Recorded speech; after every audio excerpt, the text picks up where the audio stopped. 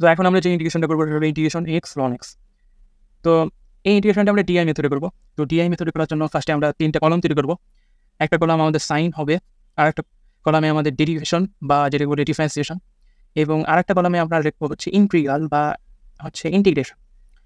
এখন এই দুইটা ফাংশনের মধ্যে কোনটাকে আমরা ডিফারেন্সিয়েশন করবো এবং কোনটাকে ইন্টিগ্রেশন করবো এটা আমাদের খুঁজে বের করা লাগবে। এটা আমরা লিয়েটের মাধ্যমে বের করতে পারি, অথবা আমরা এটা আমাদের ইনটুইটিভ সেন্স খাটাইলেও কিন্তু আমরা বুঝতে পারি কোনটাকে আমরা ডিফারেন্সিয়েশন করবো এবং কোনটাকে ইন্টিগ্রেট করবো। কারণ এখানে একটা পর্যায়ে যে কিন্তু আমাদের হচ্ছে লন এক্স ইন্টিগ্রেট করা লাগে, এবং লন এক্স ইন্টিগ্রেট করতে হলে কিন্তু আমাদের ইউভি যে ফর্মুলাটা আছে সেটা খাটানো লাগে, যেটা একটু কষ্টসাধ্য।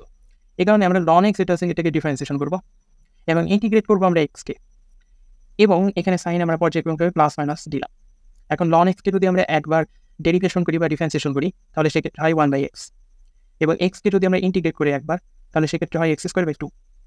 এখন আমরা এটাকে আর গুণ করবো। আর গুণ করলে এখানে লন এক্সের সাথে x²/2 এটা গুণ হবে। বাট আলটিমেটলি এর পরবর্তীতে যদি আমরা আবার এই সেম প্রসিডিউর বা হচ্ছে মেথডটা অ্যাপ্লাই করি, সেক্ষেত্রে দেখা যাচ্ছে আমাদের ফলপ্রসূ কোনো অ্যান্সার আসতেছে না। এই কারণে আমরা রো বরাবর এটাকে হচ্ছে গুণ করবো, গুণ করে আমরা ইন্টিগ্রেশন যে সাইন সেটা দেবো। তাহলে আমাদের যে ইন্টিগ্রেশনটা দাঁড়ায় সেটা আমরা একটু লিখি।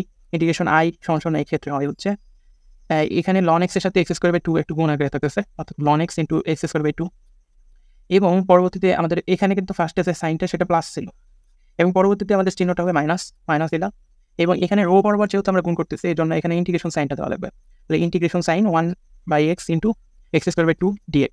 এখন এখানে x এবং x² কাটাকাটি চলে যাচ্ছে, আলটিমেটলি এখানে থাকতেছে লন এক্স ইন্টু x²/2, আর এখানে থাকতেছে ইন্টিগ্রেশন, এখানে হাফ হচ্ছে কনস্ট্যান্ট তাই বের হয়ে আসতেছে, এবং এখানে আলটিমেটলি থাকতেছে x dx।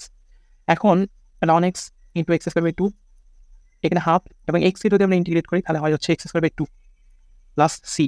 এখন যদি এটাকে আমরা একটু সাজিয়ে লিখি তাহলে পাই হচ্ছে লন x into x²/2 1/4 x² plus C.